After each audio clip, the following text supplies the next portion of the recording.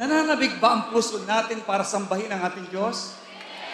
Galing kayo sa iba't ibang lugar. Nagsakripisyo kayo. Naniniwala ko, ang Diyos ay diringgin niya ang bawat dalangin niya. Say yes! Lahat ng nananabig ang puso para muli ng Diyos, ibigay mo ang todong pagsamba sa Kanya. Yes! Sabayan niyo kami. Actually, ang tunay na audience natin dito si Lord. We are all the performers here. Bakit? What we're singing here ay ang mga awitin niya mismo. It's not the song of Bishop Art, but these are the songs of God for His own glory. Yes! Woo! Puso kayo nananabig! Lahat ng nananabig ang puso nasa kamay.